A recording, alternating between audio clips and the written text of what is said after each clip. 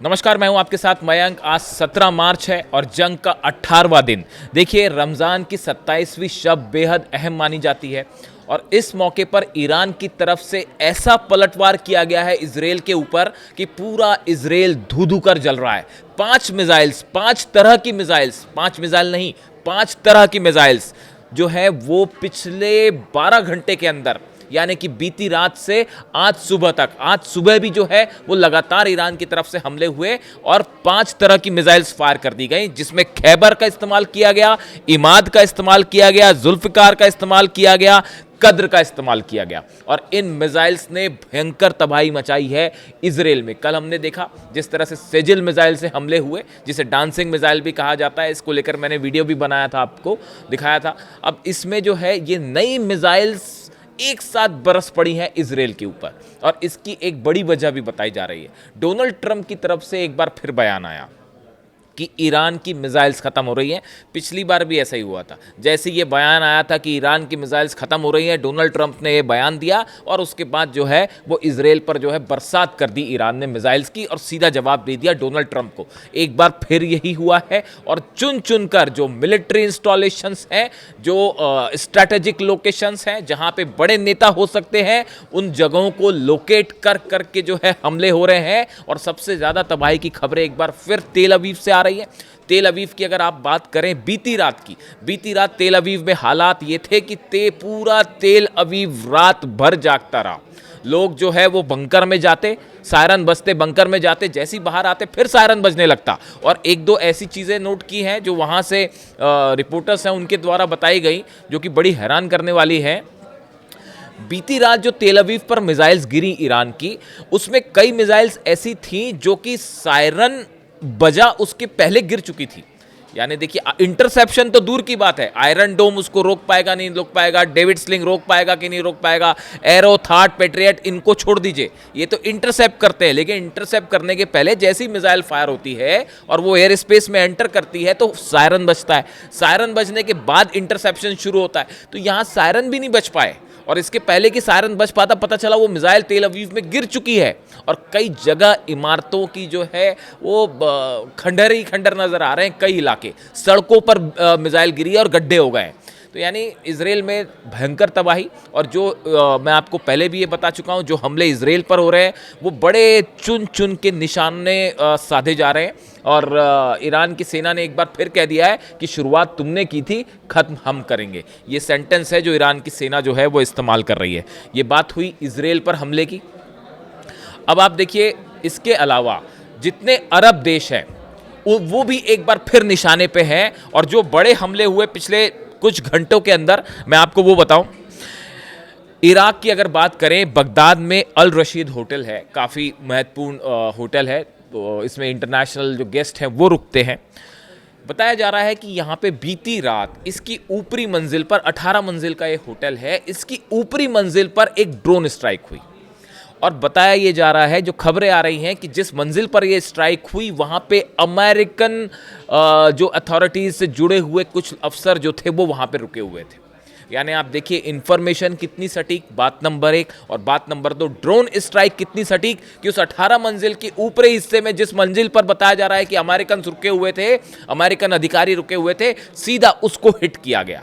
यानी आप देखिए एक बार फिर ये बातें हो रही हैं कि ड्रोन स्ट्राइक और इतनी स्पेसिफिक इंफॉर्मेशन पे स्पेसिफिक स्ट्राइक, पूरा अमेरिका हैरान है। अब अमेरिकन जाए तो कहाँ जाए? बेस पर हमले हो रहे हैं, जहां रुके हैं वहां हमले हो रहे हैं, एम्बेसी पर हमले हो रहे हैं।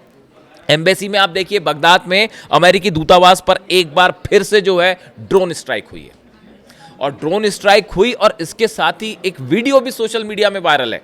और आप देखिए वीडियो क्या है कि जो ग्रीन एरिया है बगदाद का, जहां पे सबसे सेफ माना जाता है, डिफेंस सिस्टम लगे हुए हैं, वहां पर ईरानी ड्रोन जो है वो वीडियो बनाता हुआ दिखाई दे रहा है।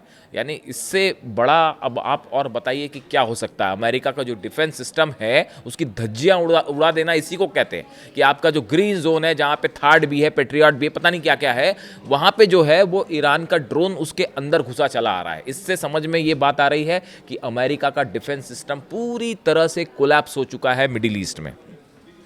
इरबिल में एक बार फिर मिसाइल अटैक हुए हैं। यानी आप इराक की बात करें तो अल रशीद होटल पर हमला होता है जहां अमेरिकन रुके हैं, अमेरिकी दूतावास पे धमाके होते हैं, और जो है इरबिल में मिसाइल अटैक होते हैं और अमेरिकन बेसिस पर जो है बेस पर एक बार फिर निशाना बनाया गया।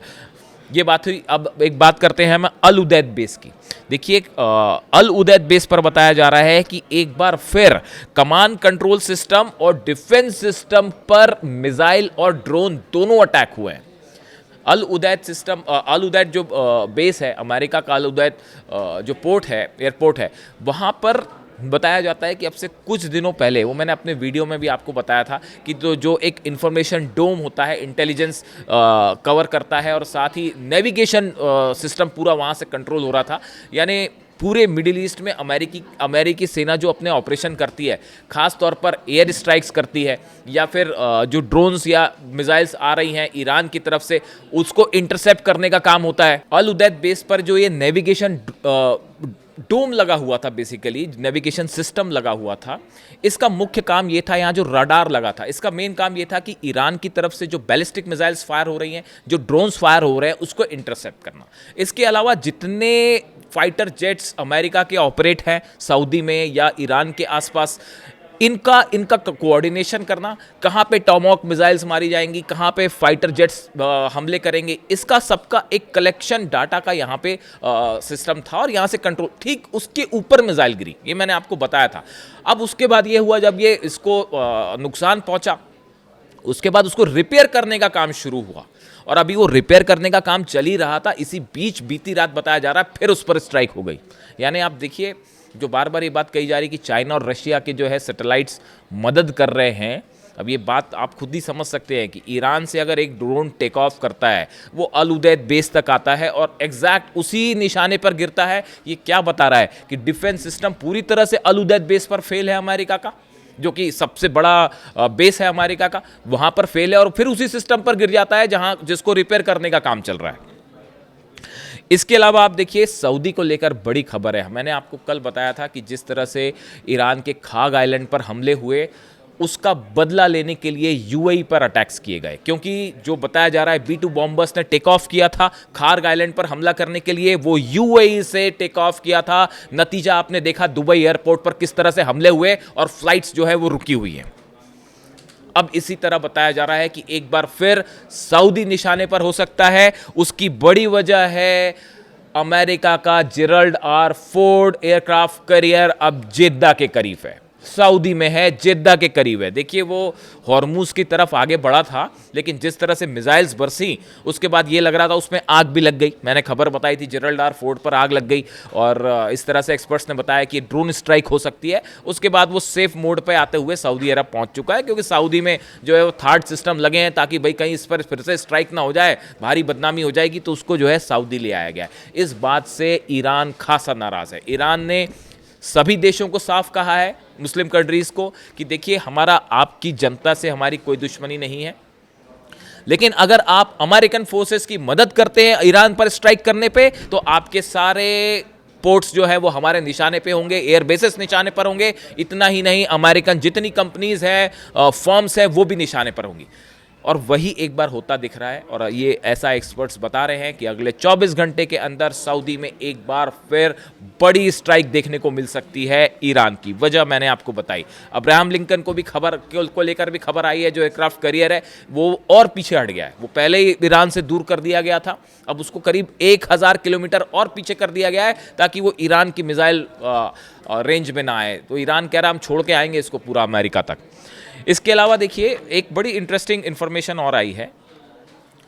डोनाल्ड ट्रंप की तरफ से ये बयान आया है, अमेरिका कह रहा है कि हमने 7000 हमले किए हैं ईरान पे। यानी 7000 हमले करने के बाद भी ईरान जो है वो भारी पड़ रहा है। और ईरान की तरफ से क्या कहा गया है कि हमने 200 हमले किए हैं अमेरिका और इजराइल पर। जो एक्सपर्ट्स बता रहे हैं वो ये बता रहे हैं कि इस बार जो है इजराइल के जो हमले हैं, इस बार जो ईरान के हमले हैं वो बेहद ही सटीक और एक्यूरेट है। यानी देखिए, एक भी मिसाइल वेस्ट ना जाए, एक भी ड्रोन वेस्ट ना जाए, इसका ध्यान रख के बहुत ही स्पेसिफिक हमले हो रहे हैं। पिछली बार जो 12 दिन की जंग हुई थी उसमें और इस बार के हमलों में ये डिफरेंस है। मैं अलग से वीडियो करूंगा इस पर कि ये हुआ कैसे, इतना प्रिसाइज अटैक आखिर ईरान कैसे कर पा रहा है। यानी अमेरिका के हमलों के सामने ईरान के हमले बेहद ज़्यादा नुकसान दे रहे हैं और ईरान भारी पड़ रहा है। इसके अलावा देखिए वॉशिंगटन पोस्ट में खबर छपी है, वॉशिंगटन पोस्ट में खबर है जिसमें एक खुफिया रिपोर्ट का हवाला दिया गया है और जिसमें ये कहा गया है कि इस जंग के बाद जो अभी शुरू हुई, अमेरिका और इजराइल ने इस बार जो हमले किए हैं, इस जंग के बाद ईरान पहले के मुकाबले ईरान की सत्ता और शासन और मजबूत हुआ है। ईरान की सेना आईआरजीसी पहले के मुकाबले और मजबूत हो गई है। पूरा ईरान अब एकजुट खड़ा हुआ है और हॉर्मूज पूरी तरह से ईरान के कंट्रोल में है। जितनी कोशिशें थी वहाँ सत्ता परिवर्तन की या ईरान में ये कोशिश करने की कि जो विरोध कर रहे थे वहाँ सरकार का, वो किसी तरह का प्रोटेस्ट करेंगे या वो साथ देंगे अमेरिका का, इस तरह की सारे मिशंस फेल हो चुके हैं। ये खुफिया रिपोर्ट डोनाल्ड ट्रंप को दी गई है जिसको वॉशिंगटन पोस्ट ने छाप दिया है।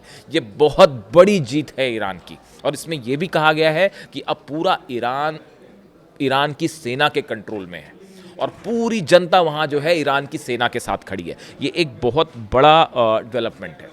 देखिए ये वॉर से जुड़ी बातें हैं। इसके अलावा आपने देखा जिस तरह से ईरान से कई एलपीजी से भरे हुए जहाज़ जो हैं वो भारत आ रहे हैं।